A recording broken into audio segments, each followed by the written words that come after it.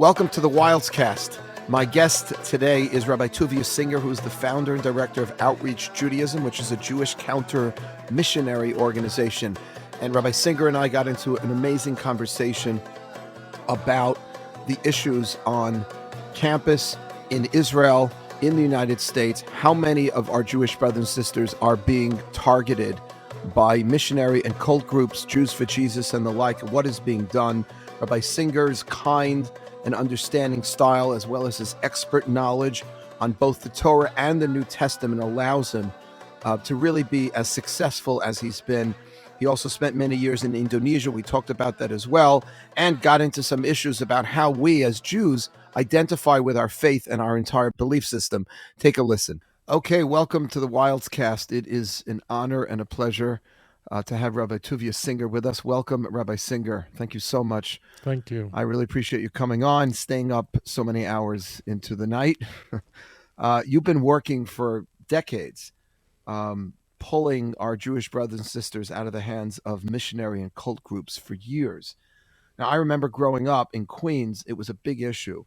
Do you still view this as a big problem today in, let's say, in Israel or in the diaspora, like when you started? In Israel, it's a stage 4 cancer. And for those who don't know that, there is no such thing as stage 5. It's a situation where missionaries are fully ensconced here in the Holy Land. They portray themselves as rabbis, and unfortunately I had to expose so many of them. And they're very well connected to the government.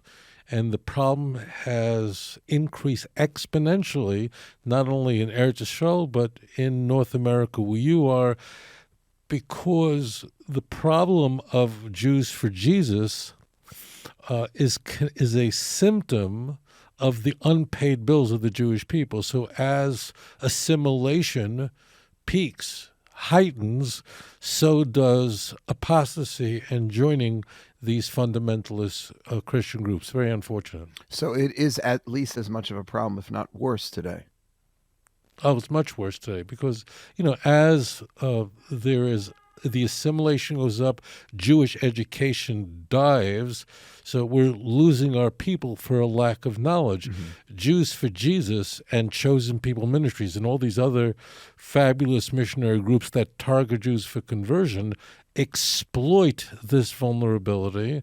The people who get involved in these types of groups, First Fruits of Zion, Friends of Israel Gospel Ministries, these are not kids who went to day school and studied in a yeshiva. These are kids that maybe have a Hebrew school education, not a day school education, and they're very, very vulnerable. And those numbers as far as education is going down, and therefore Jews for Jesus are gaining an enormous amount of traction. And you say they're connected to the government of Israel, these missionary cult groups? Oh, yeah. That means Israeli leaders understand that the Jewish state has very few friends in the United Nations. It cannot count on the European Union for support. And there are segments in the American political spectrum that are not supportive of Israel. However, there is one group, which happens to be the largest voting bloc in the United States, 1 out of 5 Americans, 70 million American citizens who identify as an evangelical, fundamentalist, born-again Christian. The Israeli government recognizes that these are the true friends of Israel, the staunch allies of the Jewish state. These are the people that they can count on, and therefore the state of Israel views evangelical Christians, whether they're coming in to evangelize or not evangelize, as Israel's best friend. So that's a very big problem. And you have any numbers? Are there any stats on this, like how many Jews a year we lose to missionary groups, Jews for Jesus and the like? The estimates are that basically the amount of Jews that we've lost in North America, let's talk about North America, is equal to the size of the Jewish community, to every Jew who lives in Chicago. Something about 300,000 Jewish people have crossed that line and have joined the church, have become baptized, and are attending all sorts of churches and Messianic congregations throughout North America in the places you would expect them to. 300,000. 300,000 over something over like what that, period yeah. of time would you say? Over the last... So the Messianic movement started in the iteration that we see it today, where they're presenting themselves as it's Jewish to believe in Jesus. Right. We could talk about that. Began in 1973 in a huge way. In fact, that's the year that Jews for Jesus was incorporated. It's why it's called Key 73. So that's when the Messianic movement in its current version began. So the estimate is that we're talking about a half a century ago. For the viewers to understand that what 1973 meant. So in 1973, evangelical Christians recognized that the year 2000 was soon approaching. Right? They're a quarter of a century away. Moreover, 6 years earlier, Jerusalem was liberated. For any person who has even a superficial knowledge of Tanakh recognizes that the Jewish return to Jerusalem has enormous messianic implications. Sure. And these evangelical Christians are convinced, utterly convinced, that in order for Jesus to make a second coming, the Jews have to return to Jerusalem, and that's in Tanakh. That means the Mashiach has to, the Jews have to return to Jerusalem or Mashiach to come, but they also believe that it is the Jewish return and the conversion of Jews to Christianity that will ignite the second coming of Jesus. Jews play a very important eschatological role in Christian thought of when Jesus is going to make a second coming. For the viewers, listeners to this show, the second coming is not mentioned anywhere in Tanakh. There is no second coming. But for Christians, they firmly believe this. So for them, in the early 70s, they realized I remember as a kid, the 67 war and this monumental event where Jerusalem the Har HaBayit was in our hands. This had a spectacular impact on the Jewish world and the Christian world. And that's what launched this. That's what sparked it. As I said, the estimates today it's an estimate. We don't know for sure.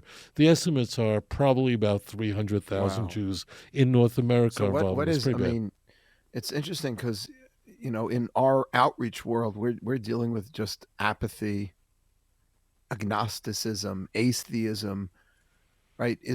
Would you say, what ideology is a bigger threat to young Jews today? Is it Christian missionaries or atheism? Right. So the greatest danger is not Jews for Jesus. It's Jews for absolutely nothing. Right. No one's ever called himself that. No one's ever called himself that, but it's Jews for Jews nothing. for nothing. Right. That's like a great... For absolutely we nothing. stand for zero. Okay. Right. Absolutely nothing. Right. So like chas v'chalila. So if Jews for nothing is heart disease, which is the biggest killer in the United States, Jews for Jesus cancer. It's way up there. It's the second biggest killer. Right. It's enormous. Right. However, this is the spin, the knach, the rub. Very important. The antidote to Jews for nothing is the same antidote to Jews for Jesus, and that's education. Knowledge. Right. Because if education is not the answer to assimilation of any kind, whether it's Jews for nothing or apostasy to Christianity, then everything that you, Rabbi, and I am doing is wrong. Yeah. That means we are completely committed to a system that says educating our young, especially our youth, is the most important thing we can do to stem and turn around the tide of assimilation. Yeah. So, and I'll say one more thing, and that is, and I'm not trying to be provocative here, but many Jewish families are too complacent about their child possibly assimilating out of the Jewish people. But this is the last taboo. They do not want their kids coming home believing in Jesus. Yeah. They do not want their kids coming home as Baptists. That they don't want. Yeah. And therefore, because the missionary problem is so, the optics on it are so raw, so visceral, that Jewish people who might otherwise not send their kids to a Jewish day school and a Jewish camp, which is very important, will do it because they don't want their kids to assimilate. And that's what's interesting. So, yeah, this is cancer. This is not heart disease. It's a very serious problem. But the antidote to both problems is the same. Education. And that's education. Right. I mean, that's fascinating. Right. I think I mentioned to you, I grew up in Forest Hills, Queens, and I remember in the 70s and the 80s, there was so many Russian Jews coming, from the former Soviet Union, Right. Smart, but Jewishly uneducated. And they were the targets, as you remember, as you know well, that they were the targets of a lot of Christian missionary groups, but it's the same issue. You could have somebody who comes out of Harvard University, could be a very bright, well-educated person, but not Jewishly educated. So the word Tanakh, which we're throwing around here, refers to, Hebrew scripture. If you don't know Tanakh and somebody, can manipulate you a little, it shouldn't be that complicated to bring you over to the other side. Now, I have another question. Are you therefore against some of the rabbis that we both know who are working with Christian, I wouldn't say missionary groups, who are working with Christian evangelicals? Okay, I have friends who go and speak in Christian evangelical churches. They're raising money in Israel. And then I question them and I say, hey, what about the whole missionary thing? And they're like, listen, it's part of the theology, but that's not what they're about. They really are sincere in their support and love for Israel. It's not like they're doing this to get Jews to come to believe in Jesus. What's your feeling about that? Yeah, this is a very serious problem. So we have to segregate your question into two separate issues. Should rabbis work with Christian leaders? That means the rabbinical leadership, a rabbi and a minister work together on a project that concerns us both. So we've been doing that for a very long time.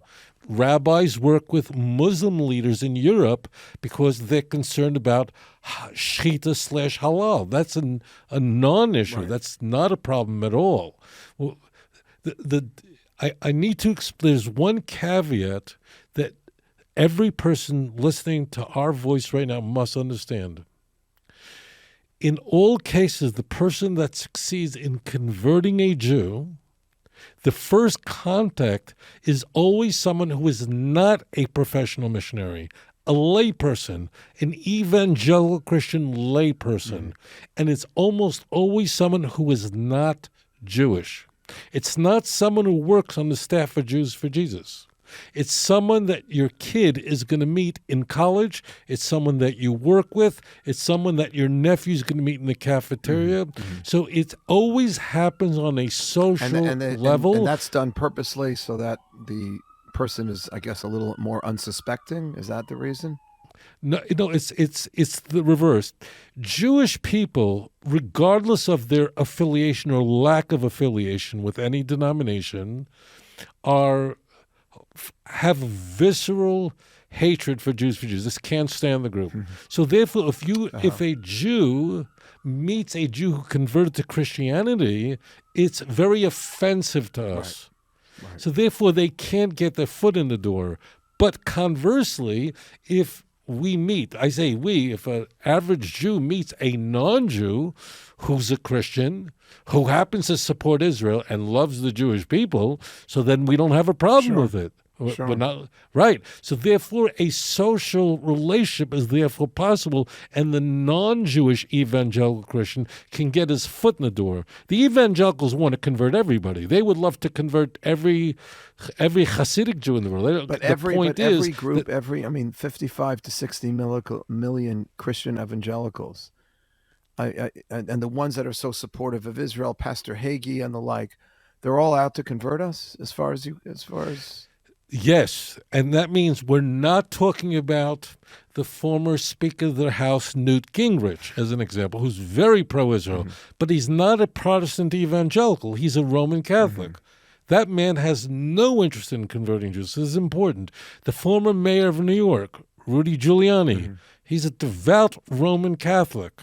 He has no interest in converting Jews. So, Jewish people, we're outsiders. We could lump the Christian world together. We're not talking about the Roman Catholic Church. They're not interested in converting Jews. We're not talking about mainline Christians like the Episcopalians, who are the cousins of the Anglicans. They're not interested in converting us. The Presbyterians, they're not interested in converting us. The people specifically we are referring to are fundamentalist, evangelical, born-again Christians. That's the 70 million. These people are completely committed to bringing every Jewish person to the cross, and the central role of Jews for Jesus, therefore, is to teach evangelical Christians. They know what I've been telling you, to teach Baptist Assemblies of God, Southern Baptist parishioners how to effectively evangelize the Jewish people. Now, you mentioned Hagee, and I will mention something about him because he's an anomaly. He's an outlier. So if you mention him, I want to say this because I don't want to mischaracterize him. He is the head of Kufi. He's probably one of the most famous evangelical leaders in the United States. Okay, Hagee, and I write about him in my book in volume 1. I'm not promoting books, but just I have a Tell us section what's the of a name chapter. of the book? It's a 2-volume book called Let's Get Biblical. It's volume 1 and volume 2, where I go through all the texts, all the verses, all the everything. It's a massive work. Hagee, I need you who are listening to my voice right now to listen very carefully. Hagee, not the people around Hagee. They're a problem. But Hagee personally happens to embrace a theology which is very unusual called dual covenant theology. That's capital D, capital C. Dual covenant theology is very unusual. It's an outlier. But Hagee believes that Jews should not be converted to Christianity, and Jews should remain religious Jews and study Torah, and their salvation comes through keeping the Torah. This is not what typical evangelicals... Christian salvation, according to Hagee, comes from Jews observing the Torah, not accepting Jesus. For Jews, only for Jews. Right, that's what I'm asking. He believes that everybody else, from Hindus to Muslim, Mamish says this openly, from Hindus to Muslim to Buddha, they all need to be converted to be saved, but just not the Jews. So interesting. The Jews have a different, fancy word coming, dispensation, meaning a different soteriological economy with God. They are saved through keeping the Torah and keeping the mitzvot. That's why Hagee is unique. He will donate money to yeshivot, especially in Israel. No other evangelical leader will do that because other evangelicals who are very pro-Israel will do anything to support Israel financially, but not giving to Jewish schools because they're not teaching about Christ. But Hagee, so here's the point. So Hagee is the head of Christians United for Israel. I know him personally very well, okay? He himself holds this, but fair warning, everyone in his orbit, everything that comes with him. That means if your synagogue decides to have a program with Kufi and you all get together in the ballroom of the Marriott and there's 3,000 people there, the people that your congregation, you ask me, like, what should rabbis do? Know this. Your congregants, the people that come to that event, are going to be mixing with evangelical Christians who definitely want to convert the Jews. They do not hold what Hagee holds. So this is a little complicated, but I don't want to misrepresent them. This is so important for our listeners to hear, and I really appreciate you making this so clear. So most of the others, everyone, I guess with the exception of Pastor Hagee, why are they supporting Israel, therefore? Are they, in your view, are they supporting Israel so they could get to more Jews? No. Mm-hmm.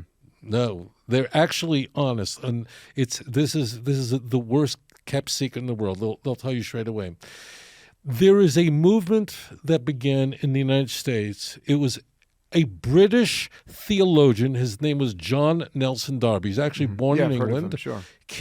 Oh, okay.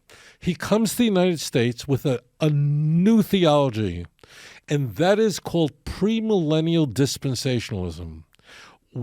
That means a lot of things, and I'm not going to go into all of them, but one part of it is directly germane to your question.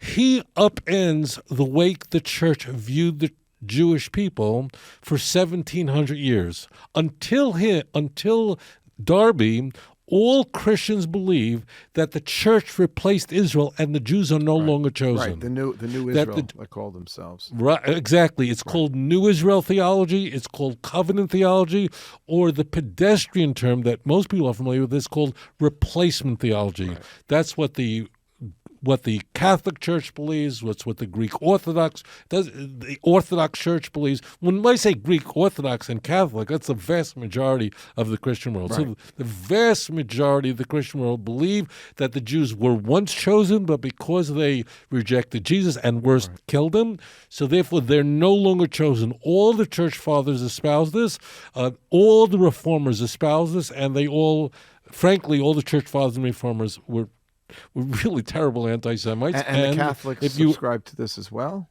Oh, yeah, completely. The Catholics, in Vatican II, in a positive advance with Pope John 23rd, so there was an advancement in that the Catholic Church renounced anti-Semitism and renounce the notion that the Jews today are culpable for killing Jesus in a document called Nostra Aetate, which means in our time. And it also jettisoned anti-Semitic liturgy from the Good Friday church service, because Good Friday was not a good day for Jewish people. Good Friday, for those who don't go to shul often, I'm kidding, but that's like the day that Christians believe Jesus was crucified. That's when they mark it. So it was a horrible day for Jewish people. In our great-great-grandparents did not go out in Russia or Europe, didn't leave their homes on Good Friday. That was a bad time. So the Second Vatican Council, which was launched by Pope John Paul the 23rd, he didn't live to see it completed, but he's basically the person who came to undo what Pius XII had done. I mean, he was like turning it around. And but that didn't address the issue of replacement theology. That means in 1964, the Roman Catholic Church did not recognize Israel, had no diplomatic relations with Israel, because the church fathers all said with one voice the Jews would never return to the land of Israel. And only with the Oslo Accords in moving ahead, I don't want to go off. Yeah, no, but I want to just understand. So where is this support coming from? Theologically, it's coming the from Christian evangelical. They are our, let's face it, in terms of money and voting, in they every are way. Our best friends. They genuinely love Israel. I want you to so it's not just to get Jews to convert. It's not. No, but they'll weaponize it. So I need to explain this. evangelical Christians will support Israel even if they thought they can never convert another Jew. They'd still love Israel and support Israel. Because they believe that replacement theology was the greatest mistake of the church, and the Jews are still chosen, and the land of Israel, every square inch of it, belongs to the Jewish people. They believe that, and they believe Genesis 12, verse 3, that says that those who bless Israel, those who bless the descendants of Abraham, meaning the Jews, I will bless them, and those who curse the descendants of Abraham, they will be cursed. In you, all the nations will be blessed. They believe that the only reason why America is blessed is because it supports Israel. The moment America turns its back on Israel, America will be destroyed. So theologically, theologically, yes. In order for them to receive blessing, based on Genesis 12:3, they have to support the Jewish people, not just Israel, just the Jews in general. Right.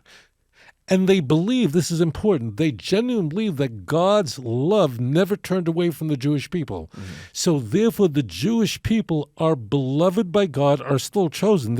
That's why Philo-Semitism is lives very naturally in the dispensationalist world, in this thinking. And this phenomena exploded in America. There was a lawmaker from Kansas, Cyrus Schofield, who had the Schofield Bible. He believed this. James Balfour, the foreign secretary, you all know him. The Balfour Declaration, he believed this. He was part of this movement. The founder of the... I didn't know that. Oh, yeah, they all believe this. And just to clarify for our listeners, so most of the Christian world, Catholics, Protestants alike, subscribe to this new Israel theology, this idea, this replacement theology, that since the Jews didn't accept Jesus or killed him, therefore they're being replaced by the Christians. They're the new Israel. The Christian evangelicals reject that, and they never believed. In other words, they never believed that the Jews were ever replaced, and that that they believe we're still the chosen people. And therefore, whoever blesses Israel will be blessed. And that's the reason why they're supporting. But getting back to the Christian missionary issue now, so you're saying that, so they're not doing it to missionize. They're not doing it to baptize us. No. But there's a caveat. I know there's a but, yeah. Now that they really support Israel, lishma. That means they genuinely support Israel. And this theology does bleed into Philo-Semitism. Absolutely true.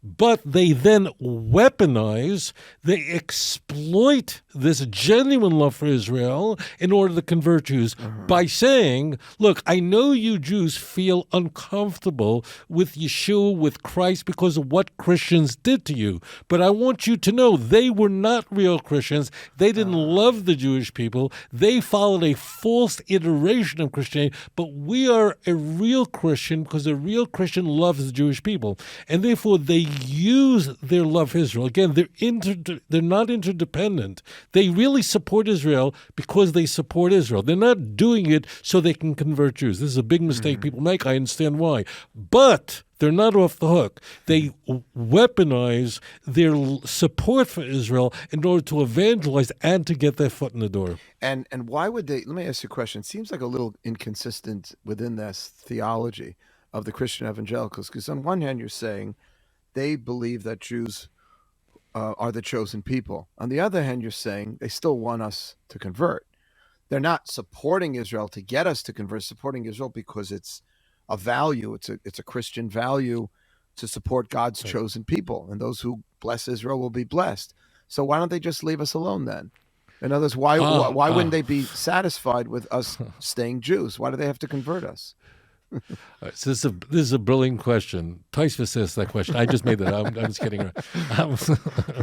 So here, I don't want to overwhelm those people who are listening to the show. Yeah. So they actually believe these dispensationalists believe that there are two covenants going on at the same time. The dispensationalists are the Christian evangelicals. Just want to make clear. Right, are the Christian evangelicals that are that are really, they're in Europe too. There are plenty of them in Sweden, all over the place. But the big center is the United States because that's where it really began. With Moody and Bible College named after him in Chicago, all these guys, and the United States was very receptive because the United States already was very philo-Semitic, the founding fathers of the United States, not just Washington, but also the founders of the Constitution. They all had an affection for Jews and Hebrew and so on, and they couldn't stand European Christianity because it was that crucible that America was born from. Right, they were fighting it. They were trying to get away from that. Right, the Church of England. So this was precisely, and Hamilton went to yeshiva. I mean, whether he was Jewish or not Jewish, that means that his mother, I don't know, and I don't care. But Hamilton had an enormous, he knew Hebrew. He could say the 10 Commandments are cited in Hebrew. He mamish knew it. So therefore, this created the United States was a place that was ripe for John Nelson Darby's for his message. Now, I want to get back to your question. These dispensations believe that there are two covenants going on simultaneously. God has a physical, earthly covenant with the people of Israel. That means the Jews are not saved because they're chosen, but loving the Jews, supporting Israel, and ensuring that Jews live in every part of Israel. And that means not just Tel Aviv, but also means Hebron. It doesn't just mean in Haifa, it also means in Shechem. Every square inch of the land of Israel, they believe that's vital. So the Jews have a physical, earthly, terrestrial relationship with God that's eternal and can't be broken. And they're right, because Tanakh says so. Tanakh explicitly says that no matter what happens, I will never take my covenant away from you. No matter what you do, I will bring you back. I mean, Leviticus 26. No matter what, I'm bringing you back. So they nailed it on that one. But they believe that the church has its own covenant. That means Christians have a separate covenant, and that's a spiritual covenant only. And that is, if you believe in Jesus, you're saved. So being a Jew does not spare you of the fires of hell, of the gnashing teeth of hell. What it does, you're saying that the earthly covenant that God has with Israel will give you physical blessings and make you successful or eternal, right? But, an eternal people. But it's not going to save your soul. The only way you can save your soul is by accepting Jesus. That's right. That's exactly right. This is fascinating. Right. There's a lot of confusion about this. Is really so helpful because going back to the original question, would you be in favor of working together with, let's say rabbis and Christians, not on, let's say, like you mentioned before, on causes that are important to the two of us, but like, is it going into a church? Okay, well, there are halachic issues with going into a church. Fine. So it's a halachic issue. Right, yeah. But let's say supporting and facilitating more Christian evangelicals to come to Israel. And basically not handing over Israel, but making them really feel warm and welcome because they've been so supportive. That's complicated. No, like how can you do that if like even though they want to support us anyway, but we know they're weaponizing it. That's right. That's right. So that's why it's a very grave danger. I say this to rabbis, Jewish leaders. You are exposing your community to a very aggressive group that wants to bring every single congregant to Christ. And the way it happens is through the social network. Ordinarily, Jews and Christians don't have a lot of social interaction. That's right. That means they're not meeting each other. So by having that, I say to every rabbi, you got to work this one out. But understand that by getting together, it doesn't mean a church, you get to the Marriott, or you have the Christians coming to the synagogue, you're opening the door for your community to interact with evangelical Christians, for the social network to really take hold, and it exposes people to a very grave danger. It's a very, very serious problem. And the leaders in the evangelical world, as I said, Hagee is an outlier. There are very few others like him, but there are. But that's an exception to the rule. These people all want to bring the Jewish people to Jesus. Now, what they also do is they say, "Oh, we just love Israel. The leaders will do this," and they create plausible deniability. I expose them. But what they do is, no, we love the Jewish people. But then they instruct their congregants, go to the Jews and bring them to know about the cross, tell them about Yeshua and how to evangelize them. So I think the rabbis have to take into account the danger that they're inviting. Moreover, just so you know, if you don't have these gatherings of thousands of people, you're not going to... If you don't do that, it's not going to hold them back from supporting Israel. Like, they'll support Israel no matter what you do. So don't think of it that way. I'm looking right now on my phone because I was interviewed. I think it was Bishop.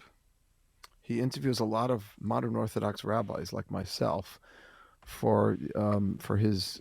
He's got a big presence on Facebook, and and he's sincerely interested in Torah, in Jewish wisdom, Old Testament wisdom. You know what I'm talking about? Do you know who I'm referring to? I've been on his show twice. He's a bishop? He calls himself bishop. Is it Robert Barron? Hold on a second. No, that's someone else. He calls himself bishop even though he's a Protestant. He's not a Catholic. And he's 100% Christian evangelical. He's a lovely, lovely guy. And he brings groups to Israel. This guy I thought I brought a lot of Jews to Israel every this guy brings twice as many people to Israel as I do. He seems so sincere and genuine, and I think he is, for the reasons you outlined. He loves that verse, those who bless Israel will be blessed. He says it all the time, and he wants more wisdom from the Jewish people. Right. But we need to be wary. I'll say something crazy on your show. I'll tell you something that'll make everybody's head spin. As it turns out, this is going to be a bombshell. There is probably no movement, there is no organization that is more responsible for Christians converting to Judaism than Jews for Jesus. Mm-hmm. That means that, as it turns out, there is actually there's enormous movement there. I need to explain this. Mm-hmm. Because the evangelical Christians are so focused on Israel and looking at the Jewish roots of the Christian faith, and we need to learn the Hebrew. We got to get back into the Old Testament. Right, and that's all the that. kind of feel he has. Exactly. Right. What that does is it gets Christians, his parishioners, who want to convert Jews, but they get very curious about Judaism, and then they want to study Hebrew, and then they order an art scroll, and then they watch rabbis on YouTube, and they want to study more, and then they're going, wow, they're learning amazing Torah. We're not learning in the churches, we're not learning Torah at nowhere near this level, and we were never taught Hebrew in our churches, in our Sunday schools. And so what happens is they start to learn more and more about Judaism, and that's why if I go into the conversion programs, whether they're in the United States, in Chicago, here in the land of Israel, it's packed with who? Not former Hindus. There are some, not former Buddhists, there are some. The vast majority of them are Christians, but not just any Christian. The vast majority of them are evangelical Christians, former evangelical Christians. So into what happened? What conversion programs are you talking about? They're converting to Judaism. Yeah. That means that means the vast majority of people who are converting to Judaism are from the evangelical Christian world. Because of their exposure to Judaism. Because of you see, this all spins. There's so much convection going on here. Yeah. So you understand how this is all spinning. So there is an enormous amount of homogenization going. There's a problem of Jews converting to Christianity, but as it turns out, far more Christians, evangelicals, convert to Judaism as a result of Jewish evangelism than Jews converting to Christianity. Wow. I don't get a lot of that. We get a lot in New York of young non-Jewish people who fall in love with Jews, and there's a Jewish grandparent who wants a conversion. That's when I get the phone call. So that's a very different group. Right. I don't have a lot of Christian evangelicals converting, but there's been some over the years. Let me ask you another question. A lot of people who come to MJE, I see this a lot, believe in God, but not necessarily that God wrote the Torah. What do you say to people? I know you give talks about this. I know this is a concern for you. What is your best argument? If you can sort of share it on one foot, if you don't mind. Sure. As it turns out, well over more than 1 out of 2 people who share our planet, more than half the world's population, although many of them are not crazy about us, believe that our Torah is the Word of God. Muslims do not believe the New Testament's the Word of God. They don't even like it. And Christians do not like the Quran. They just don't. For whatever reason, it's not important. But the one thing they can agree on, regardless of what they think about Jews, is that Torah is divinely inspired, and their religions are all predicated on the Torah of Moses. Moses in Islam is considered the highest Rasul, only second to Muhammad. I mean, Moses is way up there, and his revelation is the highest. And Christians believe the same thing. And the question is why? And this is what I would say to any Jew who's wondering about his faith. Why is it that the nations of the world are so awestruck by the Torah? And what is so unique about it? And as it turns out, the Torah predicts this. In Deuteronomy chapter 4, the Torah says, look, this is what's going to happen. All the nations are going to say, what a wise nation this is, speaking about the Jewish people, the children of Israel, that has such a wise law. So the Torah, written in the Bronze Age, predicts that the world will be enraptured with the Jewish people and the Torah of the Jew, of the law of the Jew. However, the same chapter says, be aware that despite this, they're going to exile you, and you'll be in all nations, remaining few in number. Deuteronomy chapter 4, verse 27. What is going on here? So the author of the text is saying something very complicated, saying they're going to love your Torah, but you're going to be a problem, and they're going to exile you. Why is this Torah so attractive? What is so unique about the Jewish claim that the whole world latches onto it? And that is the type of revelation. The revelation is one of a national revelation. It's completely unique. That is our formidable event. We believe in Abraham and his encounter with 3 angels in Genesis 18 based on faith. We have no evidence for that. The foundation of our faith is the event that occurred at Mount Sinai a little more than 3,300 years ago, when an unprecedented revelation took place where the entire nation, every Jew was present and heard the voice of God. Moreover, I submit this to you. We're now between holidays. Every Jewish holiday is based on an event that affected the entire nation. Passover, celebrating an Exodus, miracles that occurred on a national scale. We all experienced it. Passing through the Red Sea, on dry land, receiving the Torah at Mount Sinai, which we are going to celebrate in just a few weeks from now. The Festival of Tabernacles, a national event where God preserved our people for 40 years in a wilderness. All Hanukkah, all of our holidays are not public, like very public. And what would you say? The whole nation was there. And what would you say then? Which obviously is in contradistinction to the Christian view of, right? Easter, like who was there? Like two ladies. I mean, right. Every other one is different. There's one exception, Rabbi. I just want to share this one thing with you. There's only one other type of holiday that that celebrates national events, and that's secular American holidays. When you celebrate July 4th, the reason why Americans celebrate is because of a national event that occurred to the people of the United States of America. Isn't that interesting? Yeah. But all the other religious holidays, no matter which one, celebrates some event that you take their word for it or don't take their word for it, but it's never a national revelation. And thank you. And what do you then say to someone who's listening to this and says, okay, that's great if I was one of those people who lived thousands of years ago and I was part of witnessing that great event, the Exodus from Egypt, the giving of the Torah at Sinai. It wasn't just to a few disciples, it was to everyone, but I wasn't there. And you're asking me to just simply believe that this event took place. What's the response to that? What's the next step then?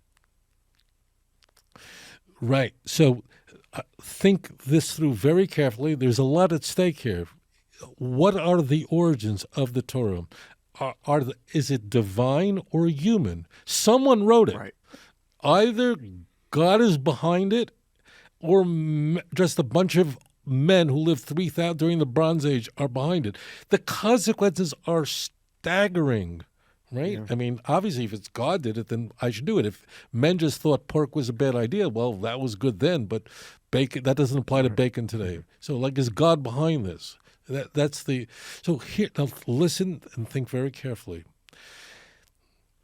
If men invented this, wrote this book, and they made it up, they made up the stories, they then present, at some point someone wrote it, somebody wrote it thousands of years ago, and then it's given to a people and told, here is your history, right?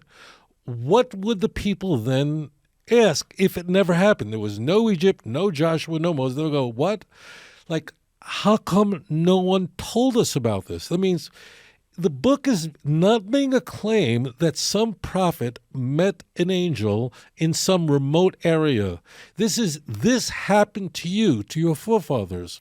So the people would have to respond, if this was invented, if this is a human document, then how come no one told me? And then what would you do? You'd have to say it was some big secret. No one was supposed to tell anybody, right? You'd have to say something. You'd have to explain, like, if it never happened, like, how did, if it happened, why didn't anyone tell me about this?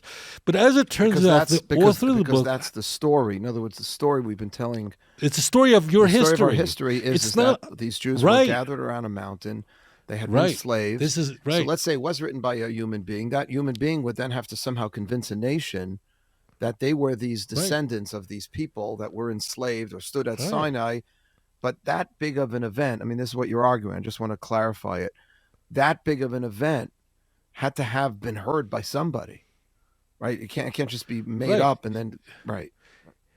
In 100 years from now, I mean, if 9/11 never happened 100 years from now, someone just made it up, you'll go, well, 9/11, such a cataclysmic event? Like, why didn't anybody say anything about this? This is not one individual. You take his word for it and not take his word for it. Exactly. So the text would have to, buried into the text, would have to have a method, a device, a plot device to explain this away. Because this would be the book is saying this is your history. And as it turns out, so the book would have to say your parents don't know about it because there's some secret. But it's the very reverse. And this is why it's so compelling about Torah. It's not just Jews have discovered that the world has. And that is, the text says the following. The author of the book says, look, you have questions. I'm going to tell you what I want you to do. Sha'al avicha v'yagedcha zikeinecha v'yomer lach. Deuteronomy chapter 32. If you have questions, ask your daddy. He knows all about it. Ask your elders. They'll recite it to you. And I want you to do the following. Every year I want you to gather together and you should tell your children, and your children will ask and you will tell them. The author of the book had no such concern. It's just the opposite.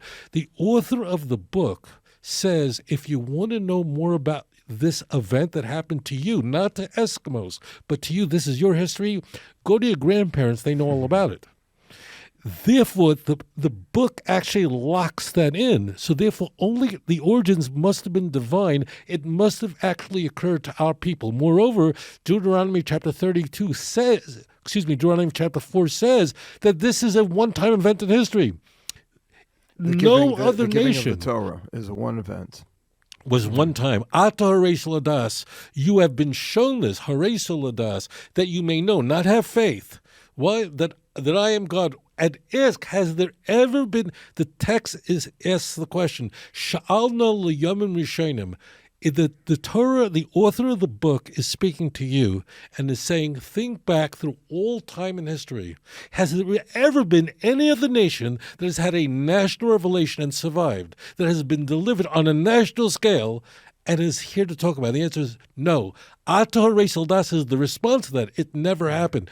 My friends, the Torah is so delicious. It's mamish mili mali, it's words that are so high, so delicious. And the text, God understands you. He loves you. You're created in His image. So the Torah is pregnant with information so that you can know the origins are divine, not human. Because the text is saying, go to your people. They know all about it. And that's why this is what's so delicious about the relationship between God and the Jews. We're really married. The Jewish people are a witness people who bear testimony to the Torah. Conversely, the Torah bears testimony to the uniqueness of Klal Yisrael as being to the nation of Israel, as being a light to the nation. And that's why Isaiah tells us, Atem Eidai Nom Hashem, Avdi Shebacharti, you are my witnesses, declares the Lord, my servant whom I have declared. So God calls to the Jewish people to be His witnesses, to bear testimony. Testimony to what? If it never happened. And conversely, the text, so that's why the text stands as a testimony to the people, and the people, the Jewish people, bear witness to the authenticity of the text. It's a beautiful marriage made in heaven. You know, you do such a great job articulate, and I've heard some of your debates with pastors and priests. Have you ever considered having these conversations, you know, with like a Sam Harris, with some of the modern day atheists out there? Because I think they seem to be gaining a lot of attention, podcasts and the like. What's your feeling about that? So I'll tell you something crazy, and I never talked about this with anyone else, and I do a lot of shows. I'm interviewed on a considerable number of broadcasts with thousands of you doing. No one ever asked this, and I'll say it now. I'm interviewed regularly on atheist shows. In fact, I was on one last night, okay? At least once a week. Now, why do atheists bring me on? Because they want to show, from a scholarly view, why Jesus can't be the Messiah. And whatever it is, and I take life. So as it turns out, I'm on an inordinate number of atheist shows. A lot, just a lot, okay? I'm fairly well known out there in the world of... They never challenged me on this.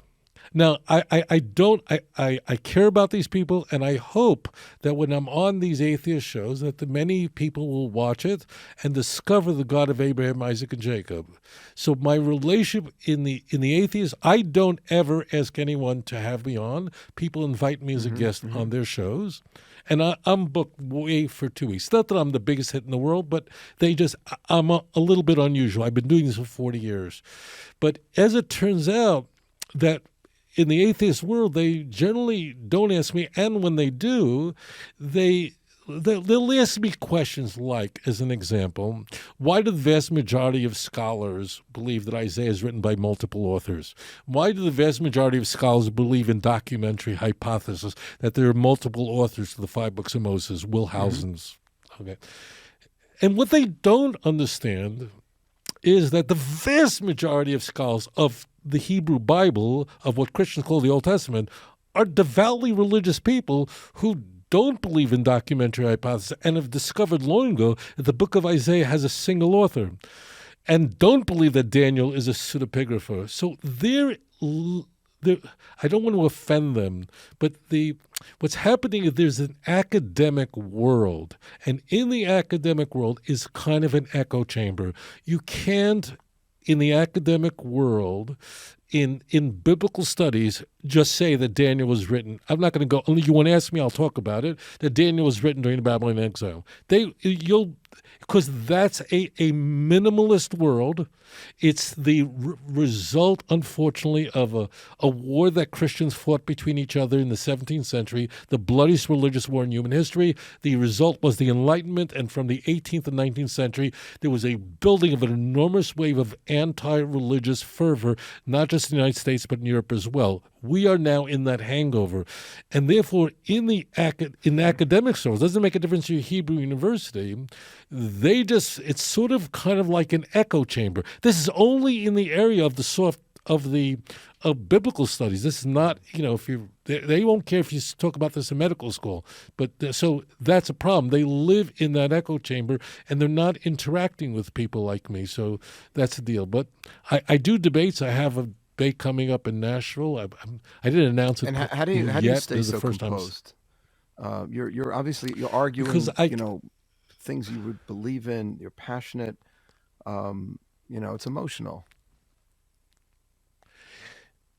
I really care about the Christian I'm speaking to, and my audience. The audience is very large. I have like 20 million people who watch me on YouTube. I have 54,000 subscribers, and I know why these Christians believe what they believe. I've studied Christian literature for all my adult life, and I would say that if all I knew was the Christian Bible, and I was raised in a Christian home, I had no access to the original Hebrew. I was reading a Bible that had been corrupted, whether it's the King James or the New International Version. These texts have not just been poorly translated, but deliberately corrupted. I don't know what I would have done, and therefore my heart goes out to them. I had an opportunity. I learned in yeshiva. I learned in the mirror. I had the best possible education my parents could have given me. I believe, and I know you agree with me, Rabbi, that along with our remarkable education, there comes a responsibility.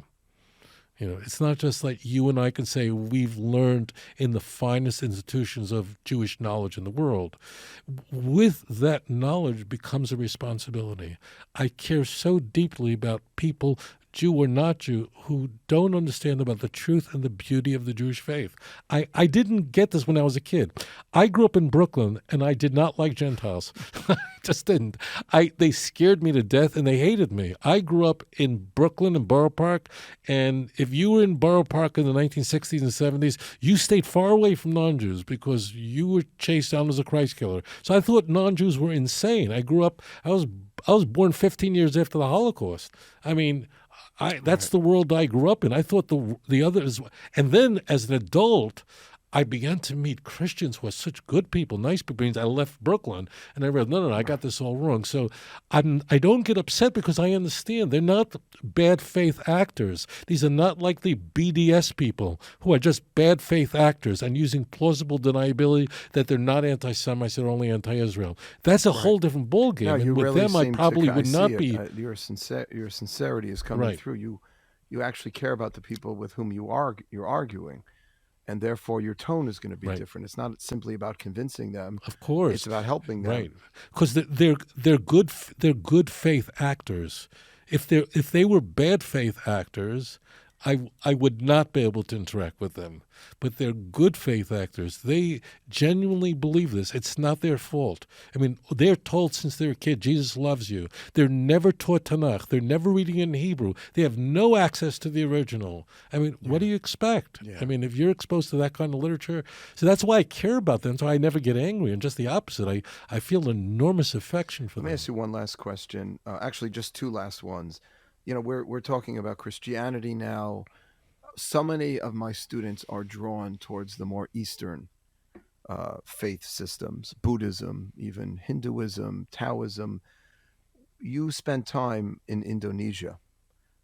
What did you learn over there in regard to the Eastern religions, and how does it inform your view of Torah, and any tips for an outreach rabbi over here trying to demonstrate to my students? I've been teaching a lot more of Tanya and more Kabbalistically inclined, to show the spirituality that lies within Judaism. But so many people think if you want real spirituality, you got to become a Buddhist. What did you learn from your experience in Indonesia? Right. So I served as rabbi of Indonesia for 5 years. Now, most people going, Indonesia, that's Muslim. It's the fourth largest country in the world. 240 million of them are Muslims, but there are more than 30 million Christians. There are probably about 10 million Hindus, an enormous amount of Buddhists, and I interact with them on the thousands of islands throughout Indonesia over the years I was there. And what I discovered is, it's this, when you look at the expression of the devout, whether they're bowing before a statue of Buddha or whether they believe in Allah and they believe in Muhammad, or they're Jews. It's the same look on their face.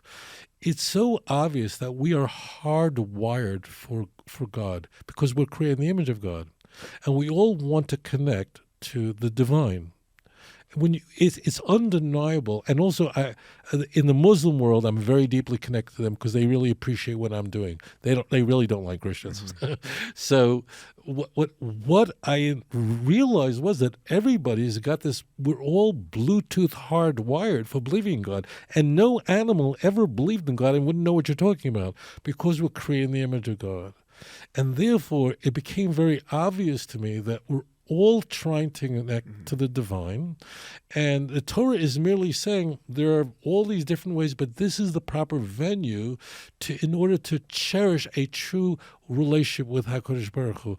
And while it's true if you're married, it doesn't mean that other experiences are not there or people just lose attraction for other people. No, but God is saying that, look, I am the one to whom you are married. That's why the book of Song of Songs, Rabbi Akiva believed was the Holy of Holies, because Rabbi Akiva himself discovered through a relationship with the daughter of the richest man in Jerusalem about the God of Israel and did tshuva and became the great savior of the Jewish people.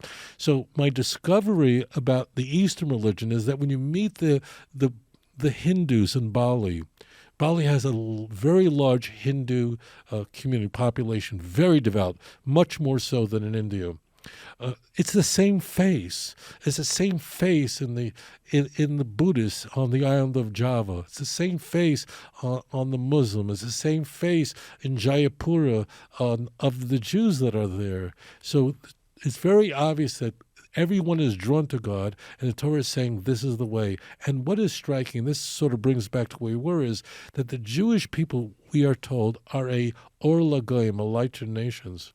We're told that term, not idea, but the term is unique to Isaiah 42:6 and 49:6. We're never commanded to go to the nations and proselytize them and hold crusades and so on to try to convert them. You, the Jewish people, devote yourself to the Torah, devote yourself to God, and it will light up the world. And we're seeing masses that are turning to the God of Abraham, Isaac, and Jacob, because we are seeing, while you and I, as Jewish educators, are very concerned about apostasy, about assimilation, we're both deeply concerned about that, we're also stunned by the enormous tshuva movement, this enormous change and transformation in the Jewish world, and the growth of even B'nai Noach, non-Jews, who are embracing Judaism as their faith without converting. So that's what I learned in Indonesia, that everyone's trying to connect to the divine. Thank you so much. This is amazing. One last point, if you can bring out how becoming more educated, learning more Torah. One of the things that I try to plant a seed in my students, most of the participants who come to MG have not had the benefit of a Jewish day school education. I'm trying to inspire and encourage people to think about this now because it's a big investment. How would you articulate to someone that having that kind of education and leading this kind of life is going to lead to more meaningful and inspired existence? Because everybody wants that. Everybody wants to know, how can my life be more interesting, purposeful, and meaningful? How does observing Torah lead us to that? So I'm going to give advice to you're listening to us right now. I'm going to give you some advice. You're worried about your future of your family, your Jewish camps are really important. And by the way, most of the people listening, a lot of people listening are married, families, kids. A lot of people come to MG and are singles. They're in the 20s and 30s.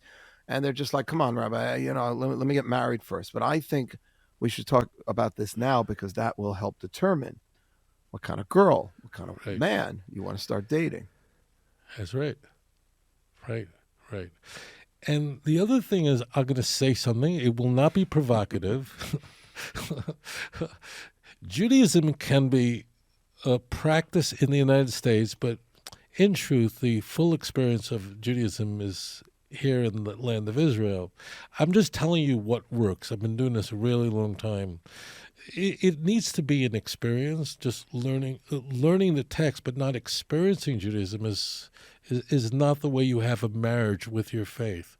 So I would say this to those of you who have to choose between Jewish camps are really important because your kids then get to live Judaism for 2 months. The birthright type of program is exceptional, and experiencing the Jewish faith is stunning. I'm doing here a series in Israel on the book of Isaiah. We're going through every chapter of the book of Isaiah, and that's really exciting.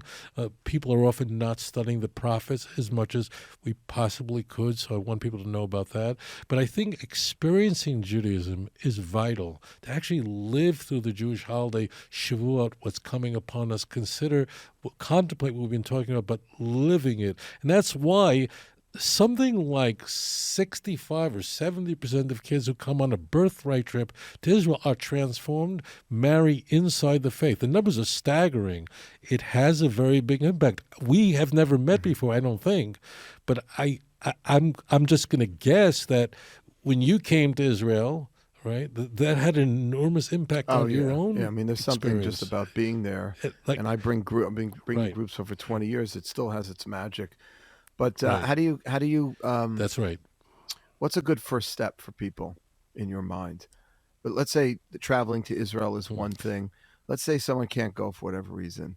Their job doesn't let them they can't get off that much work.